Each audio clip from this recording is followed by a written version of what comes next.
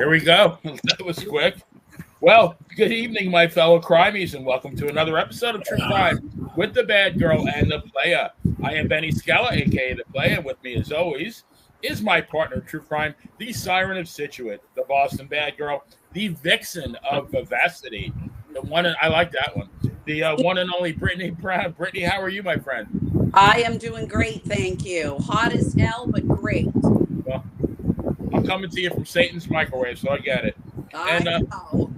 Now, our next panelist was so drawn in by this case that he made several trips to the courthouse, and I can only be talking about the president himself, Mr. Phil DeSastre. Phil, how are you? Doing great, man. Doing great. Yeah, it's so crazy. I'm even dreaming of this case now, you know? That's dedication. So rounding out this great all-star panel is another gentleman that has also been so captivated by this trial. He's actually driven more than once to the scene of the crime and to answer the question posed by the great group Men at Work. Who can it be now? We're also joined by indie wrestling legend, Dangerous Dave Starr. Dave, I know you are chomping at the proverbial bit to talk about this case, yes? Yes, and I'm actually, good evening, everyone, and everyone up there in Chatland. And, yeah, I'm having, withdrawals right now. For 2 months, I came home to, watch the trial on TV. I went to the crime scene, as Phil went to the courthouse, and now it's like someone unhooked my IV, and I'm having withdrawals. I think you're going to get fed some more, though, because I have down here, this is our third and final go-around on the Red Hot Murder trial with Karen Read, but somehow I think it's not going to be. Now, for anybody who's taken a vacation off the planet Earth, Karen Read was accused of running over her boyfriend, Boston cop John O'Keefe, on the night of January 28th, 2022. My partner in crime, Read's the Boston Bad Girl. I like that one. The one and only Brittany Brown. Brittany, how are you, my friend? I am doing great, thank you. Sorry. Oh, that was okay. It wasn't me. All right, no worries. But so Reed's defense, led by rising superstar attorney Alan Jackson, put on, I would, in my opinion, the best defense I've ever seen. And now, to my great disappointment, the jury was not able to reach a verdict last Monday. What do we call this in wrestling? A double DQ, a no contest? This was a no contest of jurisprudence. So let's go around the horn. We'll start with Brittany. We'll end with Dave. And just what was your initial reaction when you heard that the no contest or the mistrial verdict? Everything that came to mind was just one word, like shocked, surprised, flabbergasted. Everything was just one single word, but all in the same category. I still think that somebody was paid off. I wasn't really surprised by it after every single time that she sent everybody, the jury back, how many times she did that. I was just shocked. The whole thing, to me, if I was a juror, I don't understand what there is to talk about. I saw a photo of his arm again last night. It's not from a cop, right? I mean, come on. Yeah, kind of obvious. Phil, what about you? Yeah, I echo Brittany's thoughts. Incredulous, man. I started to question the whole system.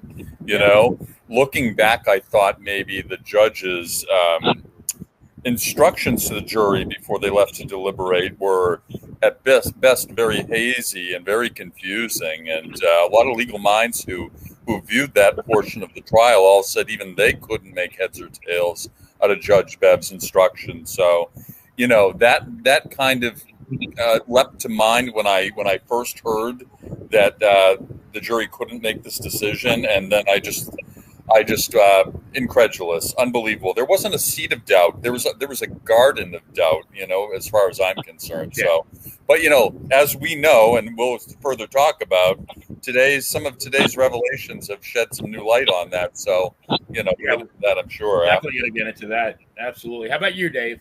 Hey, listen, the jury had a tough, you can blame them. You can, it's easy to blame, they had a tough job. I mean, they really did. I mean, they had a tough job both ways. It could have went either way.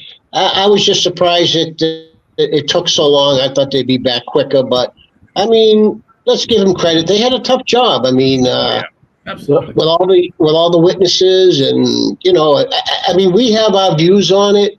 But what if our views were different than the other person's views? You know what I mean? So, I mean, they had a tough job. I mean, it wouldn't have been tough for me if I was in the jury room, but at least they did their due diligence, and they didn't, they looked over the evidence, and they just couldn't come to a conclusion like a lot of people. I do want to ask you guys one more quick question before we dive into what happened today. Again, we'll start with Brittany. Brittany, when Judge Cannone, and by the way, this is a Peroni, because when I think of Judge Cannone, it makes me thirsty for a Peroni. There you go. On a Monday night, you go. But when she gave the I call it the Hawk Tui Johnny Rodriguez, the Tui Rodriguez charge. So I mean, every broadcast I listened to, or podcast or whatever, they made it seem like it was some kind of magic elixir, like it was going to be like a cattle prod to the jury and jolt them into action. And I mean, that obviously didn't work. Did you kind of feel like once they came back a couple of times that they were done? Yeah, definitely.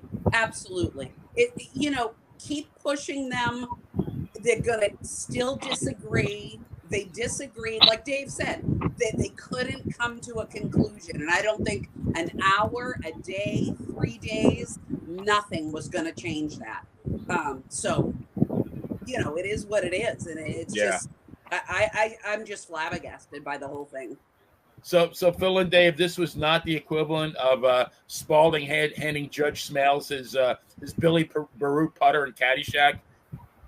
Oh, Billy. Good movie.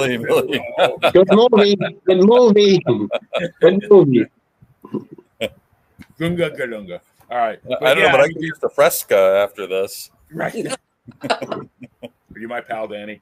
I mean, do you agree with Brittany? I mean, was it really? I mean, they really made it seem like, man, if nothing else works, this is going to work, and it did nothing. It's interesting. We had the 4th of July holiday looming that week, first of all, and people were anxious to get out. And I'd hate to say it, that can be a factor in some things, at least to the casual observer. But the fact that they weren't allowed, and this is something in Massachusetts exclusive, not to other states, they couldn't look at the transcript of the case, okay, to refresh their memories, all right? Furthermore, we spoke about how they requested a police report about this, and they were refused the report, and for good reason, in part because the report didn't exist. One wasn't made. So again, owing to the sloppy, shoddy investigation of this. Really? So there was some documentation, a lot of documentation missing. So they can't request what there isn't there to get, So they really had a lot working against them, I would say. I also heard the state police. I don't know if it's true or not, but I heard state police of the Alberts. I followed one of the jurors home and was caught passing an envelope to one of the jurors at their house. I don't know if anybody else has heard that at all, but it's out there that they had followed one of the jurors home and knocked on the door, passed an envelope, and left. And it's caught on Ring camera. Yep. I mean, given everything I've heard of this trial, it wouldn't surprise me. No, it wouldn't. You're right. I mean, I'd take a bribe. I don't know. Who knows? Yeah. Well, let's move on to today, and hopefully I get this right. What I understand is defense filed a motion to vacate 2 of the charges, which would be the manslaughter and I believe leaving a scene of personal injury and death, and that is because they were contacted by a juror saying that they reached on those 2 counts, they did reach a 12-0 not guilty verdict. And so the jury is, the defense is making a motion back to Judge Cannone to dismiss those 2 charges, which to me seems very valid. If they reached a unanimous verdict on those, again, Beverly, we'll start with you. Brittany, I'm sorry. Well, I'll be Brittany, but I'm thinking of Beverly Cannoni. I just Don't call her Your Honor. My goodness. Yeah. Victor. They did this. The hair threw you up, huh? I got Judge Cannoni stuck in my brain with Peroni beer here, but yeah, I mean, because I guess what they're saying, I guess, is that if they were to not vacate those charges and they retried her, theoretically it's double jeopardy because they did reach a verdict on both those charges. Yeah. I heard about this too today, briefly. And I was just shocked. I mean, that and everything that's going on with Proctor, it was a busy day for this case today. This case doesn't quit, does it, Brittany? No. I'll tell you what. I mean, it's like Ryback, you say, feed me more. Exactly. Definitely feed me more. You know, it was actually not just one juror who came to the defense or came to alert the defense. There were 3 jurors, separate and independent of each other, who contacted the defense. And the 2 charges they want to eliminate, or the 2 charges that they unanimously agreed on, was it wasn't murder. And so she was acquitted of any type of murder charge, right, and also any leaving the scene. Okay. So those 2, you know, they reached unanimous decision. It was only on the other one, the manslaughter, that they couldn't reach full agreement. Crazy. And you know what's interesting? Do you know what prompted them to reach out to the defense? No. You know what their prompt was? It was all these people, or I shouldn't say all these people, but some of these people on social media, namely Twitter, who were saying, oh, yeah, it was 10-2, guilty, and this and that. So they read this after the fact because now they can really check things out. And they just wanted to say for the record, no, this isn't the case at all. In fact, we were all in accord. We were all in agreement that she did not murder this man and that she did not flee the scene of any accident. So it was actually social media and these bloggers, ill-informed and perhaps with bad motives, ended up really turning this thing around positively anyway.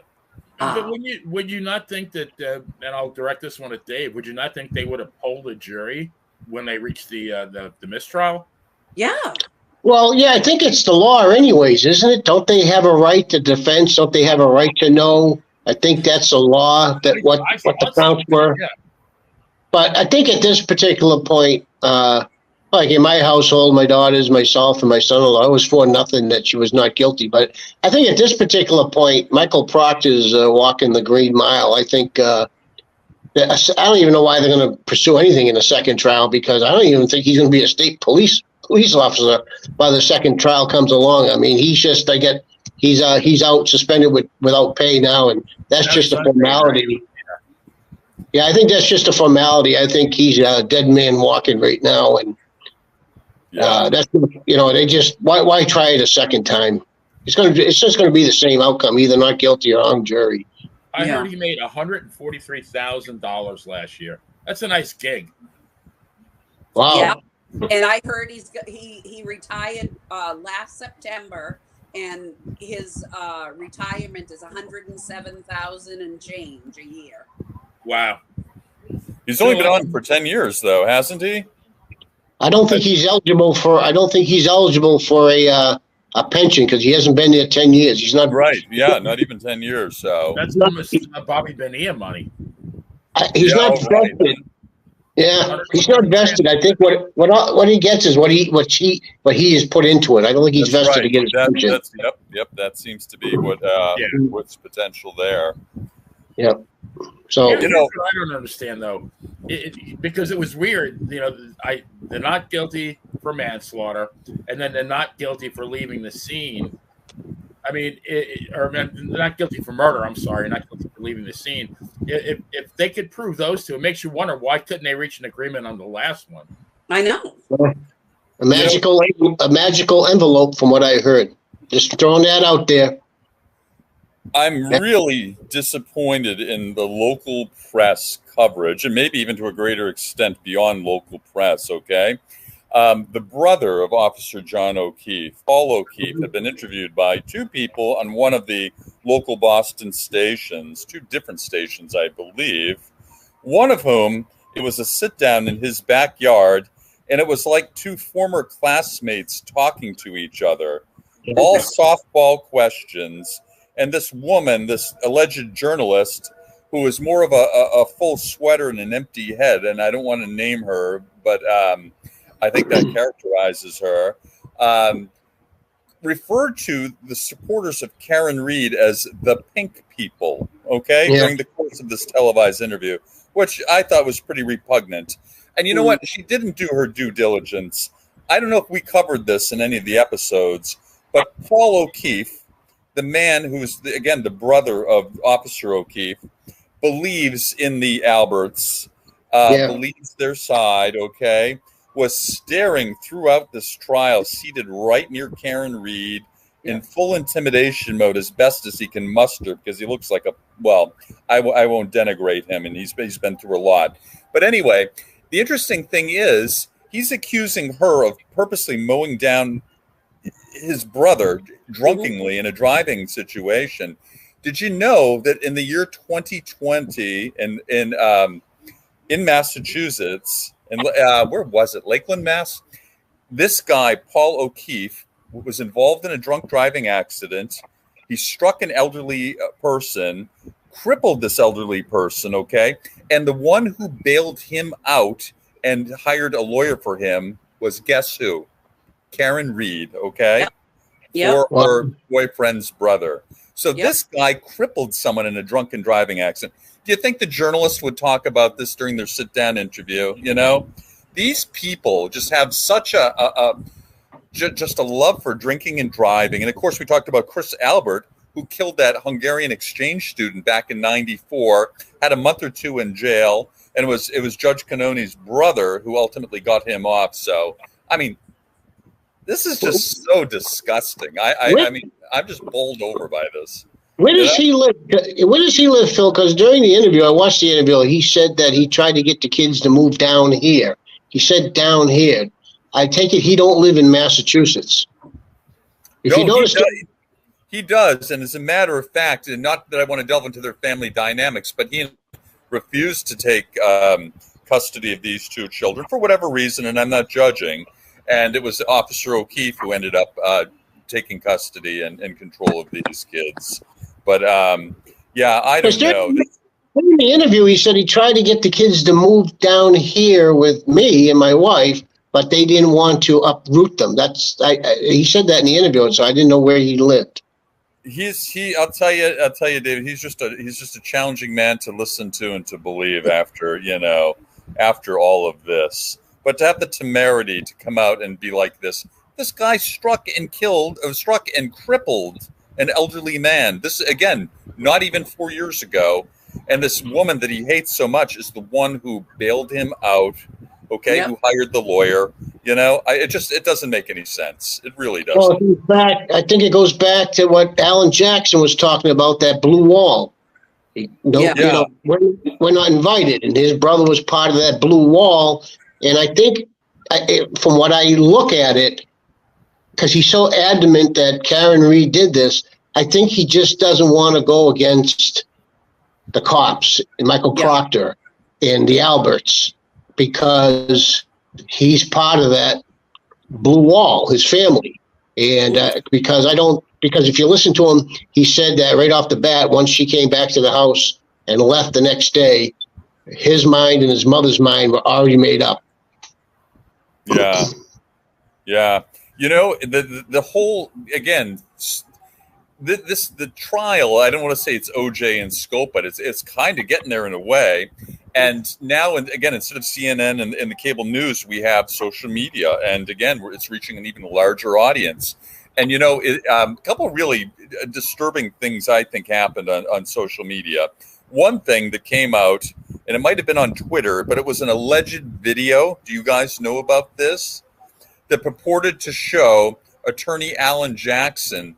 Granted, this is out in public, somewhere in Boston near a restaurant, supposedly putting his arms around Karen Read's waist and everything else, and very lovey-dovey.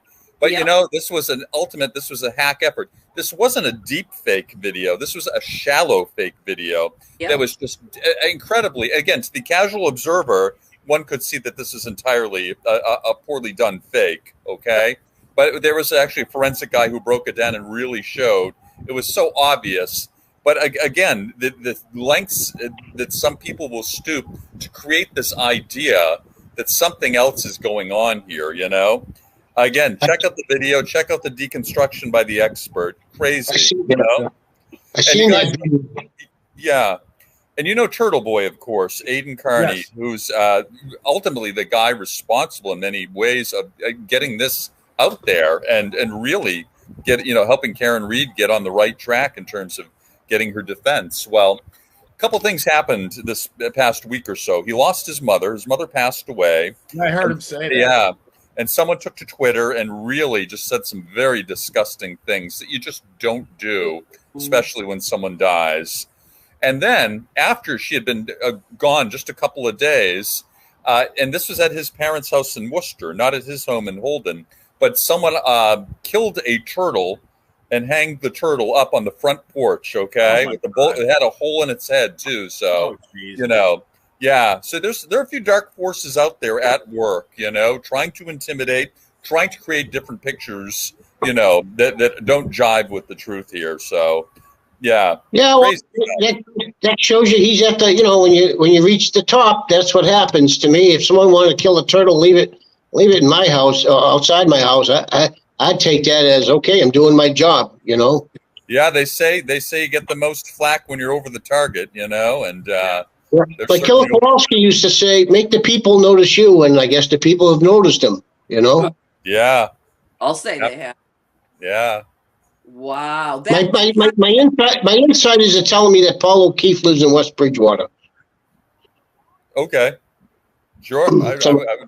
I'd buy Brittany, that. you got something to say. I hear you chomping at the bit. I see you chomping at the bit there. I mean, that is a death threat as far as I'm concerned. Oh yeah, That is a death threat. that's Yep. like the director or the movie director in The Godfather with the horse's head in the bed, right? Like, Yeah, That's a He good said image, he could- Benny. Yeah. he says he's going to sue. That's what Turtle Boy said. After he's got some what happened lawsuits to coming up. journalists reporting the news? Now journalists, they want to make the news. It's Oh. crazy. And what happened to Awful. people agreeing to disagree? Now, if I don't think like you hate me and you want to kill me, like why can't we just agree to disagree? Or why can't we disagree without being disagreeable? You know. Right. Thank you. You can respectfully disagree. Absolutely. Yeah. Yeah, you know.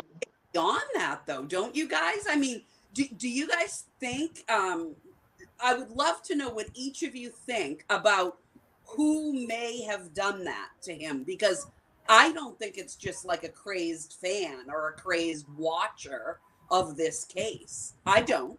What do No. you- I think Not no. I random. think no, it's not random. Alberts, maybe he's got a lot of enemies. If you watch the girlfriend, Caitlin Albert's boyfriend, it could be. You know, I think it's coming from that area. You know, that area. Yeah, Yeah. well, I can tell them that the Worcester police don't mess around. In fact, Turtle Boy really put the Worcester police over, especially in contrast to Canton PD and those certain elements, and not the whole state police department, mind you, but just certain few elements within. So he commends Worcester police because they do a good job. You know, so if they think they can come into Worcester and do this, it's not Canton. Certainly not. You know. No. I think When they'll it- get there. I think they'll find the person. Yeah. When do What do you think? Do you think that it's as they say it here in Mass, the Mick Alberts? It's not I don't think it's a random act at all. No, Oh, my first impression, Brittany, is indeed what you said. Yeah, potentially someone affiliated, and Absolutely. having stood amongst the pink people down there and seeing the hundreds and hundreds of good, civilized mhm. people who care about justice.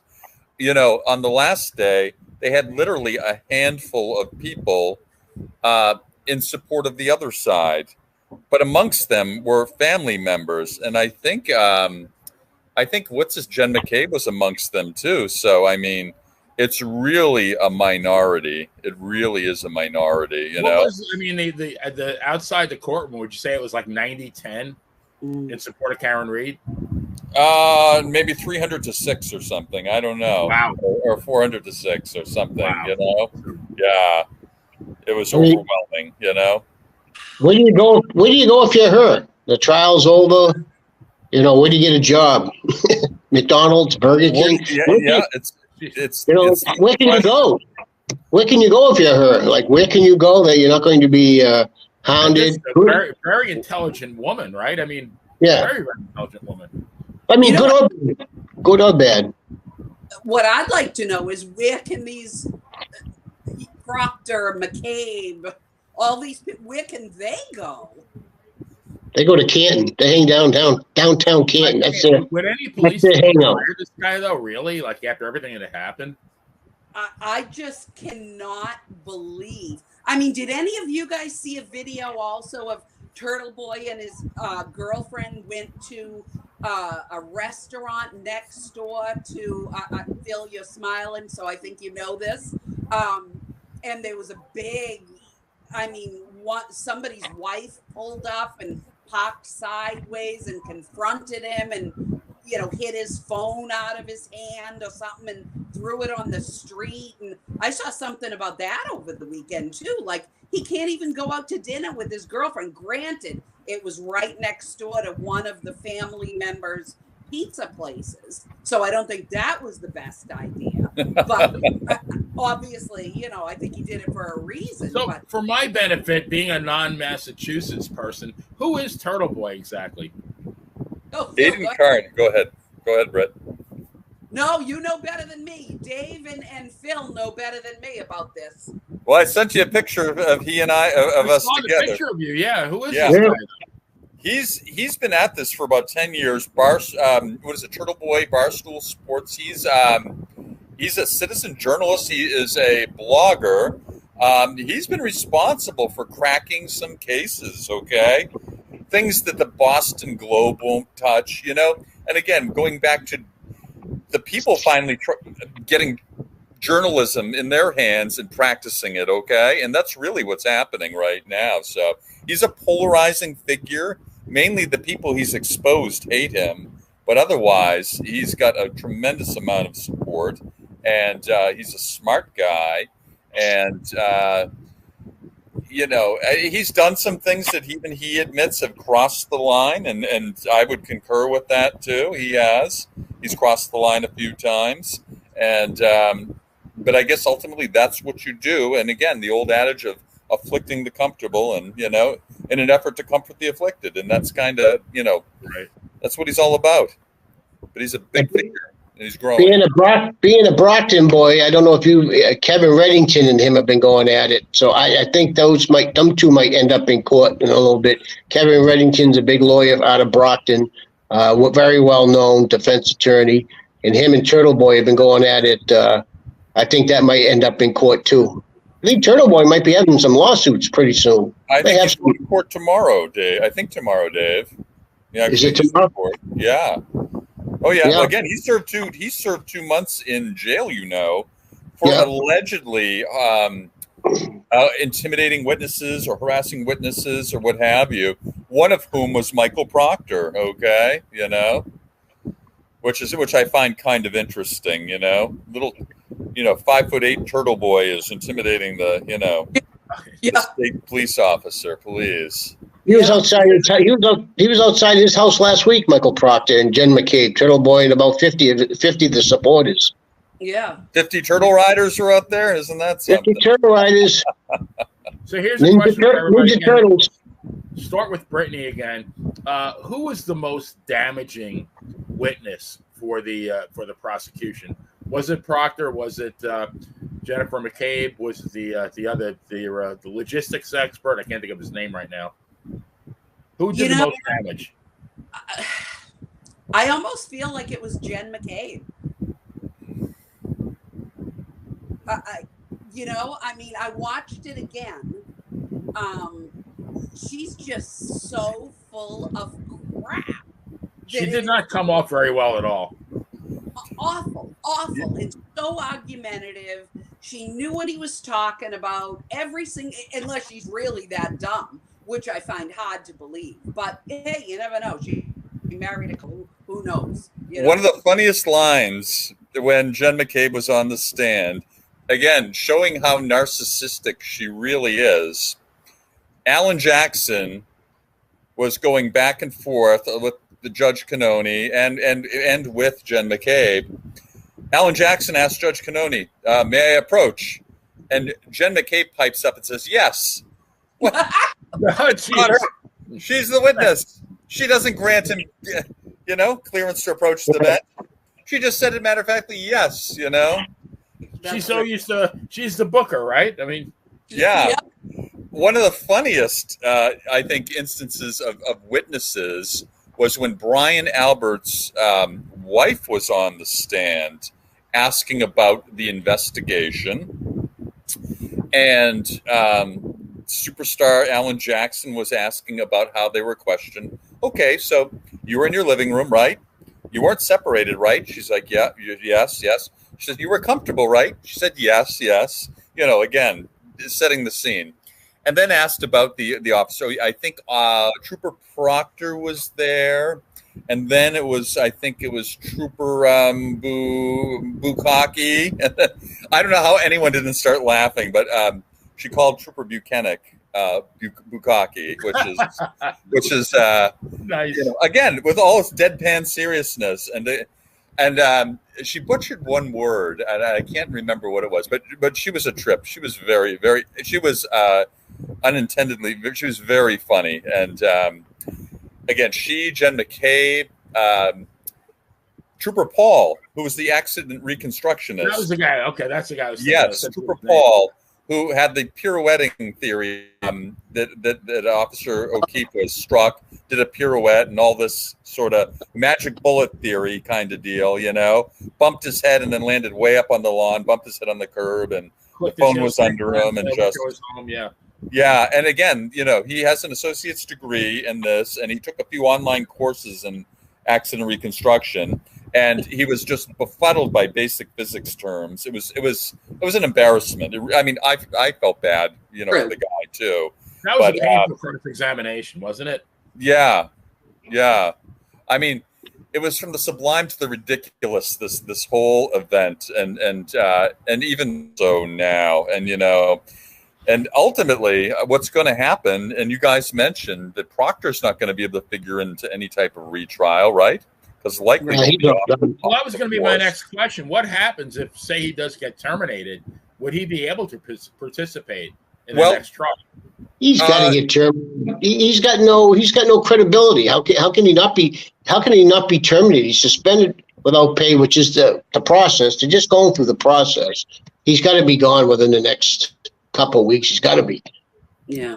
Well, if the new trial does happen, Alan Jackson, the attorney Yannetti, they are going to have to serve as witnesses to this whole new thing with these witnesses coming forth, with these jurists coming forth with these revelations. In fact, Judge Cannoni might end up being a witness in a new trial too. So they might end up with the new judge. Already the defense has acquired a new lawyer to, start, any defense process. So it's going to be just a crazy convoluted, again, this is just the beginning of the story, which is just amazing, Yeah.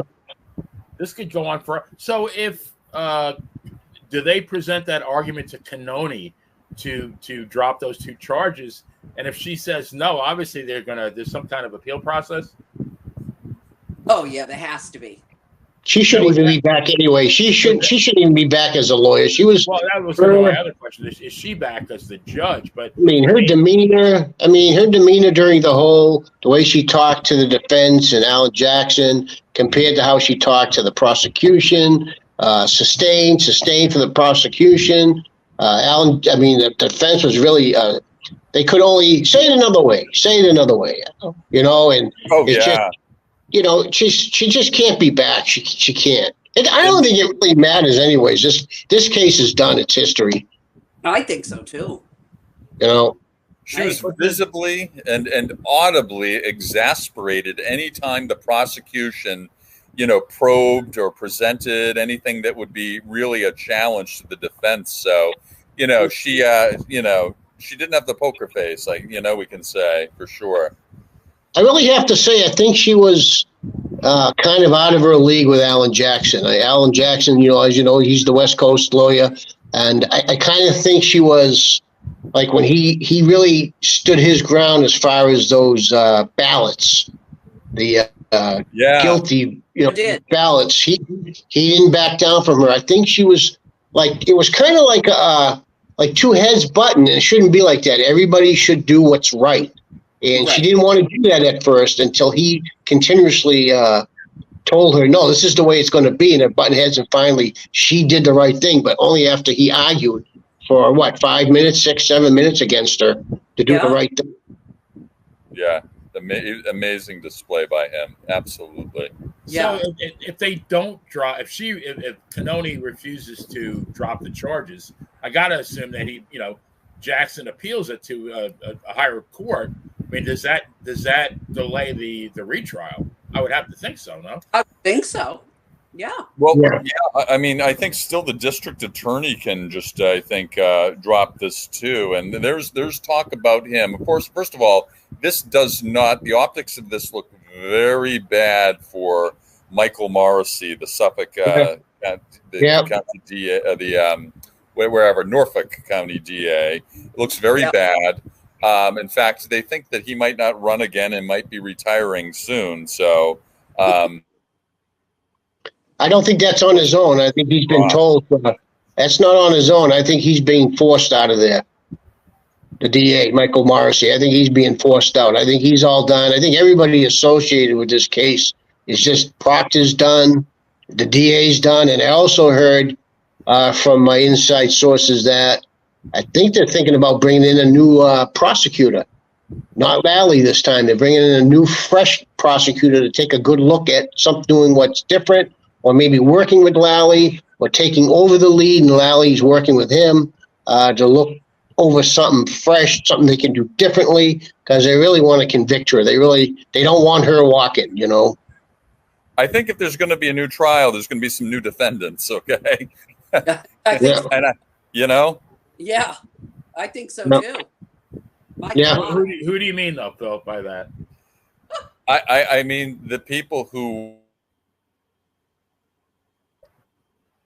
crime. Okay.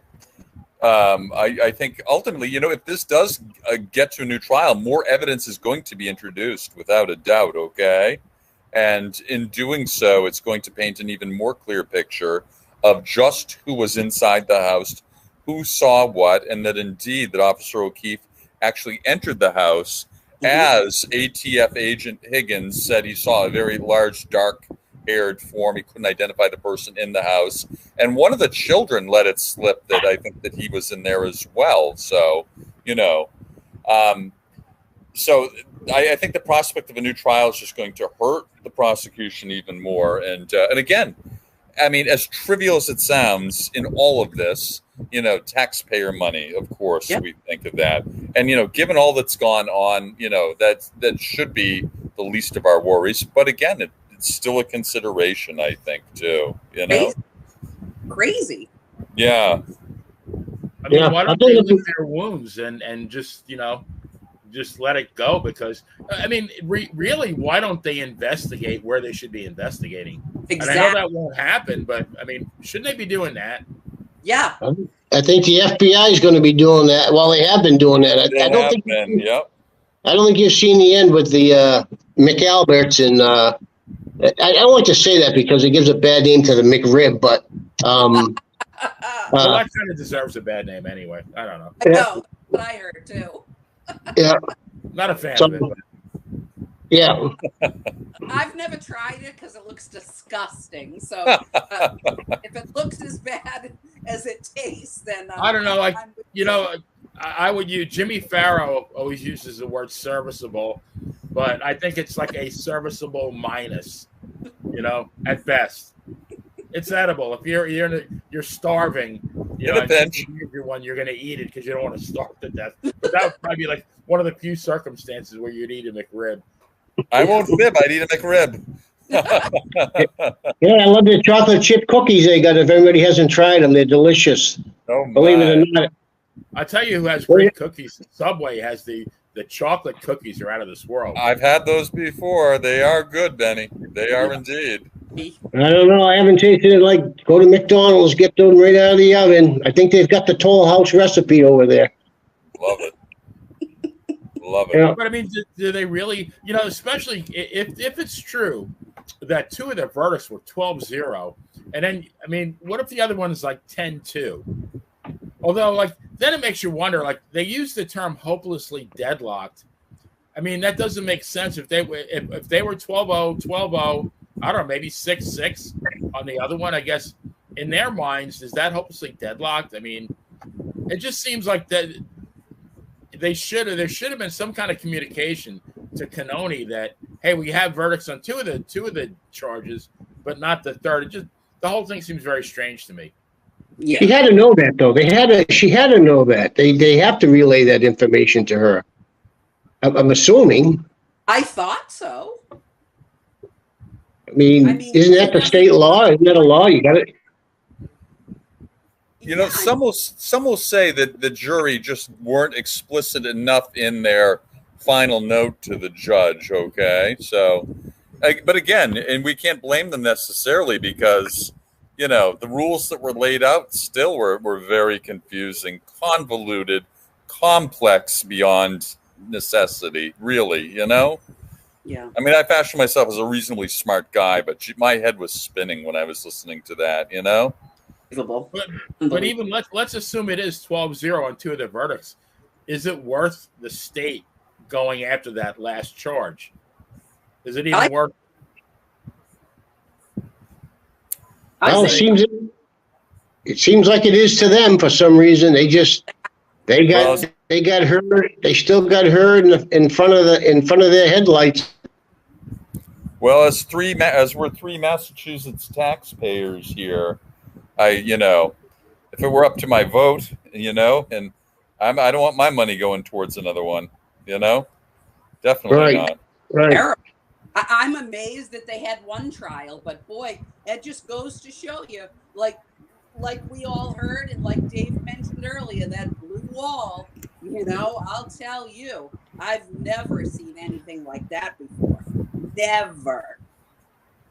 To me, I think go ahead, Dave. That Paul O'Keefe, I don't know. He just, when you listen to him and the way he looked at her the whole trial, and just like there was no doubt in his mind she did it, and maybe she did. Who knows? Nobody knows because the cops couldn't do their job that day. So nobody will. Paul, John O'Keefe is never going to be. Is never going to get. That family's not going to find out who did that. What happened that night? Well, Dave, was the brother a cop too? Was Paul O'Keefe a cop? No, I don't know. No. I think so. And going back to what Brittany said, and again, Brittany, you said you were just looking at the pictures of Officer O'Keefe's arm again, weren't you? Yes. How graphic and how emotionally. I mean, when I saw those for the first time, I was very sad, very sad.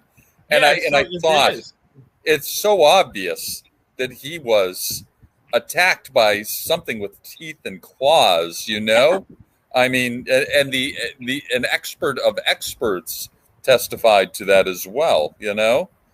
So the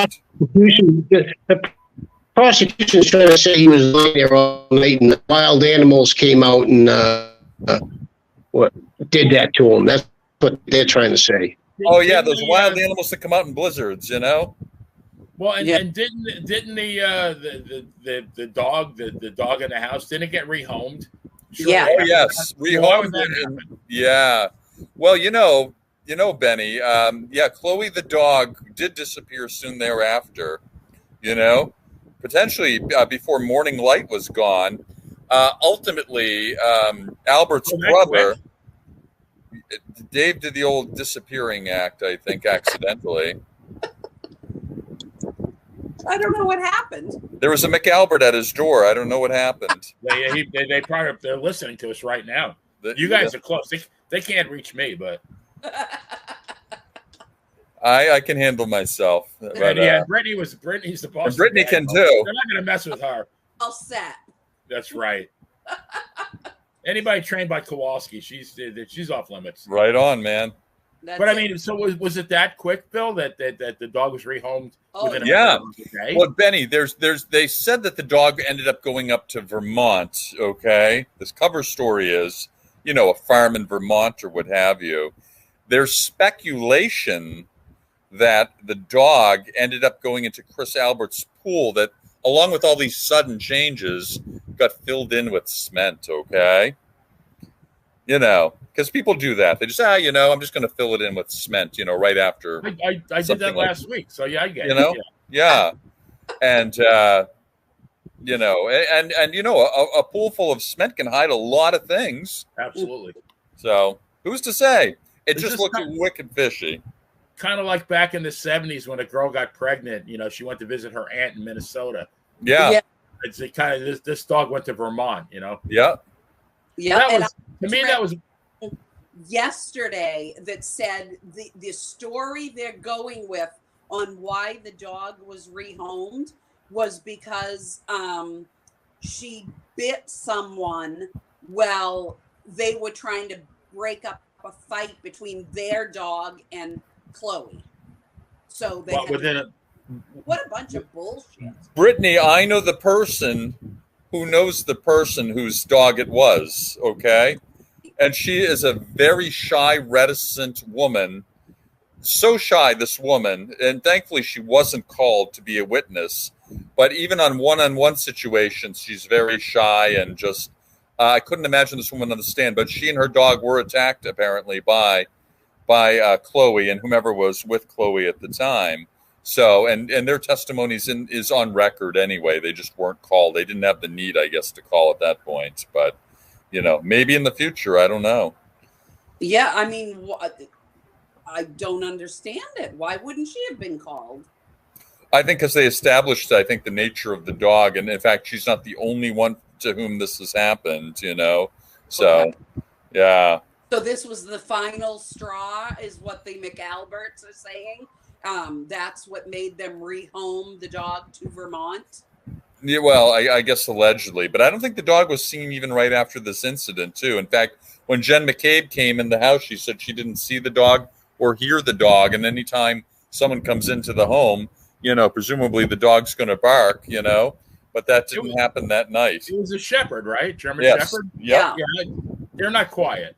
No, they're not. They're not shy. No.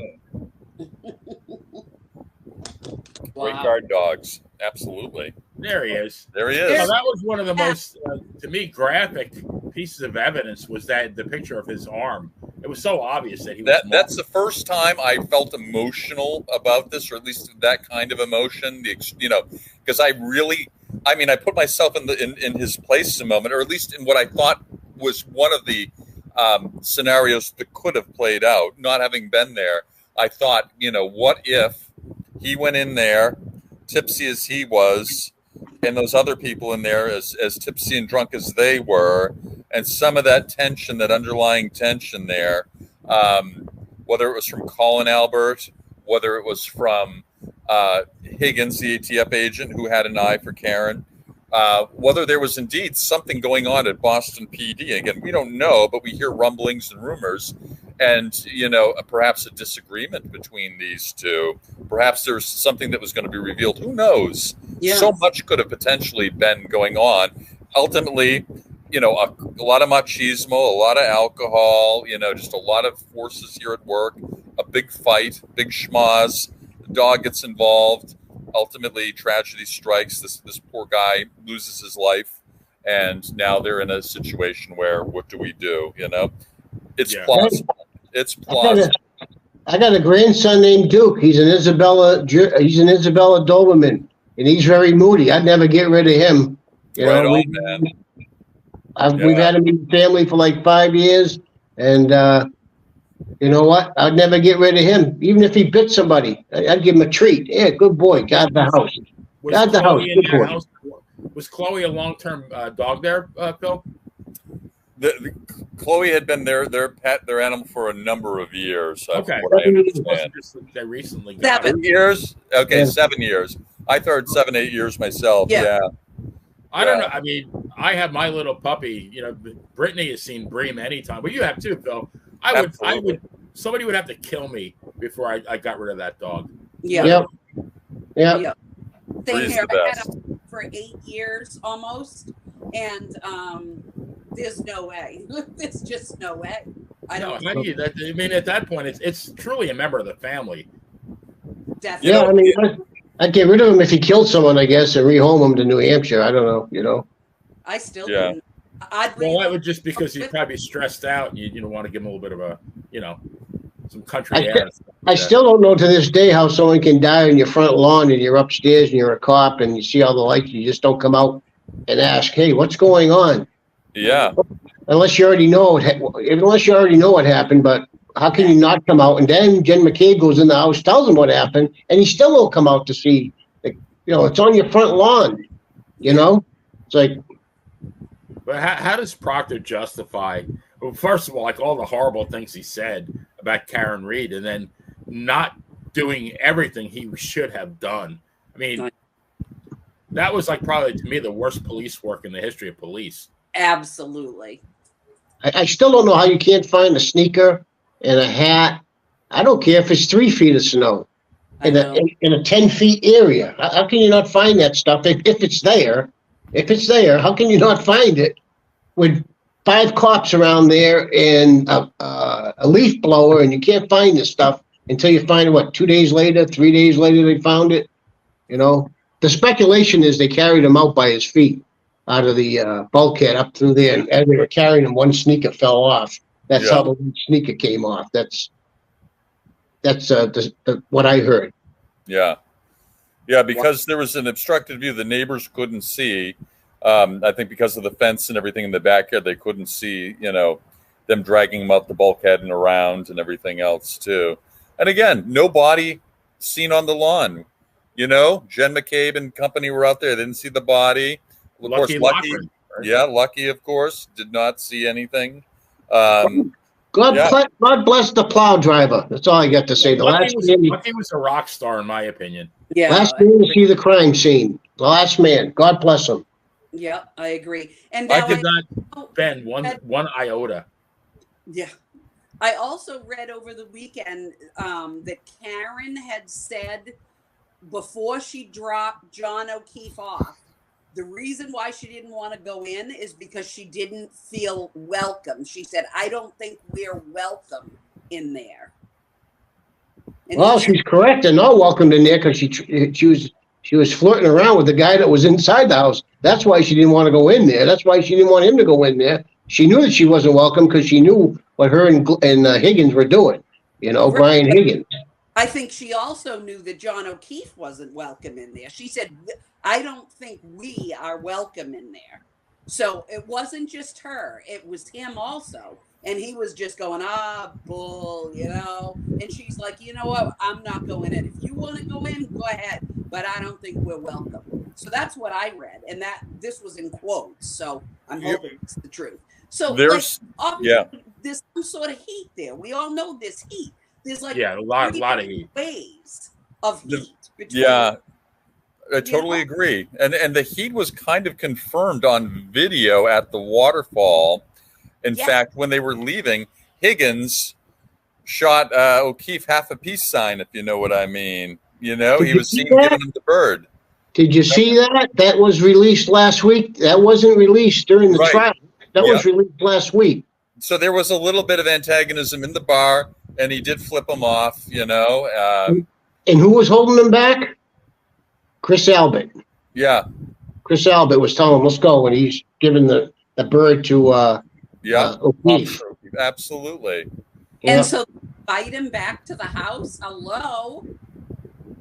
Well, I think he knew what was going on, John O'Keefe, because he had the Ring camera at his house in his garage when they were kissing Karen Reed and Higgins, and I think he had an idea what was going on. It was a revenge pack. It was a revenge flirt, I think, because of what happened. I think when they were on vacation, and not to delve into that sort of thing anyway.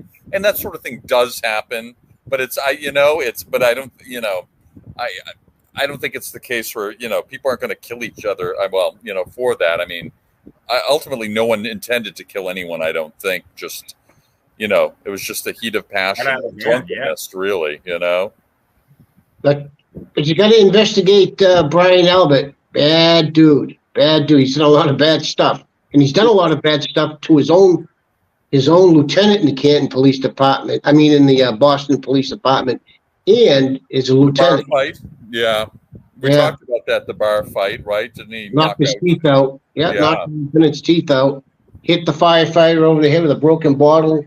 Walked out. Canton firefighter walked out of the bar like nothing happened. He's got a bad temper. Even the police chief was scared of him.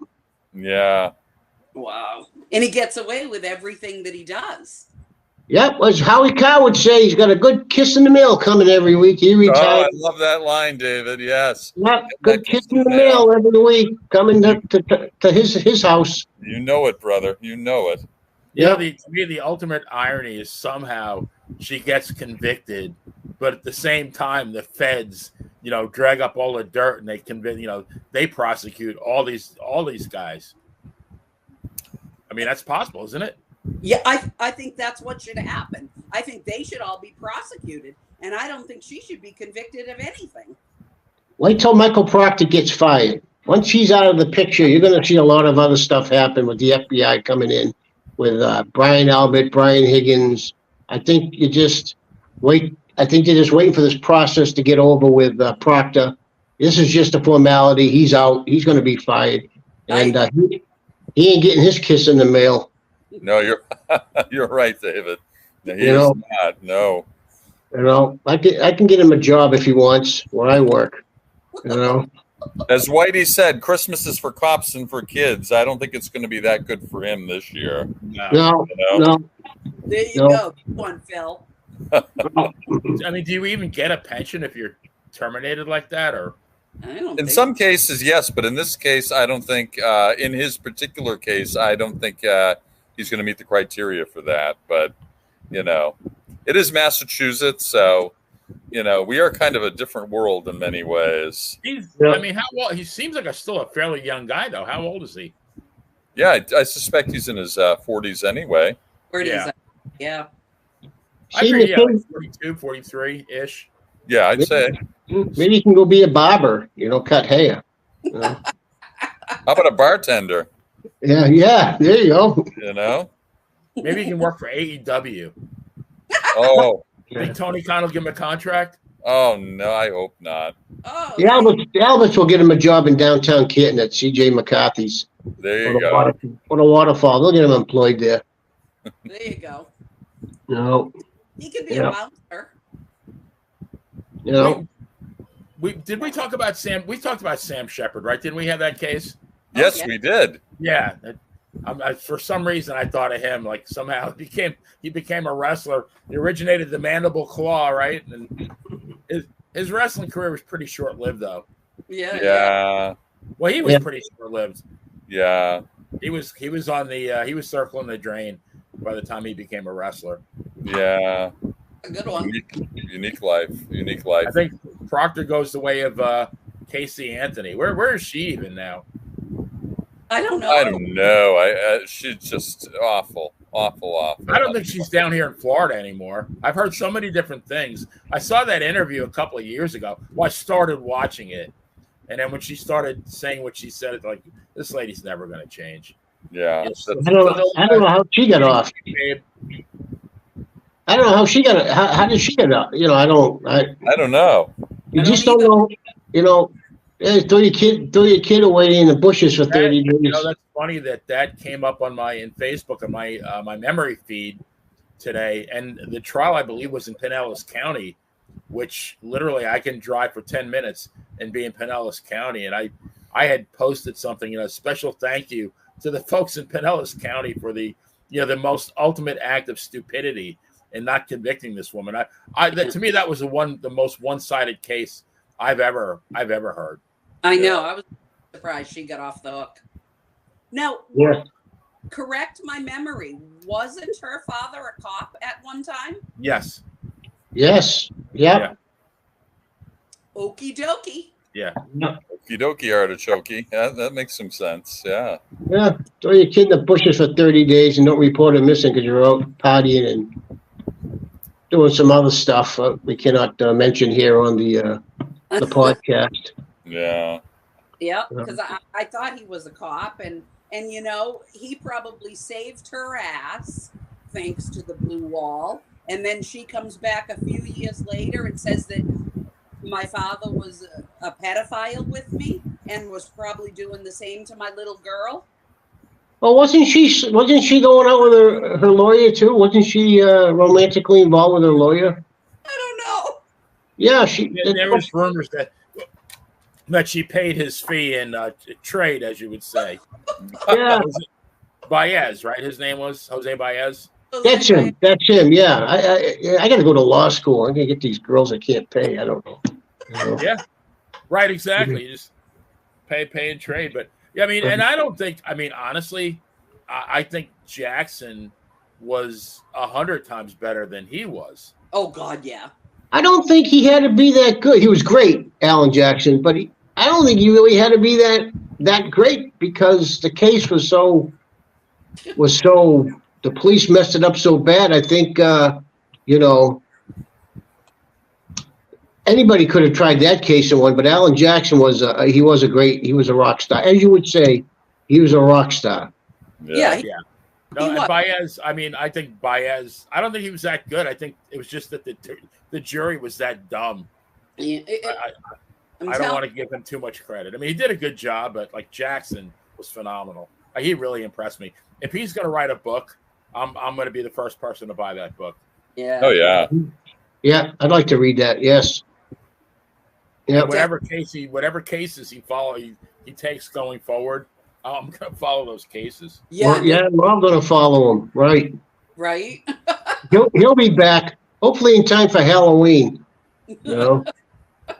Maybe they'll have a mask for him. You can be him for Halloween. You know. There you go. I somehow think we're going to be back talking about this case again. I think so too. I hope so because I'm going to tell you, I had withdrawals. I came home and the job I do, I get in between time, and I came home every day, watch the trial, go back to work, come home, watch the trial, watch at night, watch court TV, watch Confidential, Canton Confidential, and then all of a sudden it was gone. Yeah, gone. I followed. I think it was Legal Bites was one of the shows I watched every night. Vinnie Politan on Court TV. Yeah. And then there was a woman named Lawyer Lee, and I watched all three of them on a nightly basis. Like I miss it, you know. Yeah. Attorney Melanie Little is awesome, and she always has on Mark Betterow, who's an attorney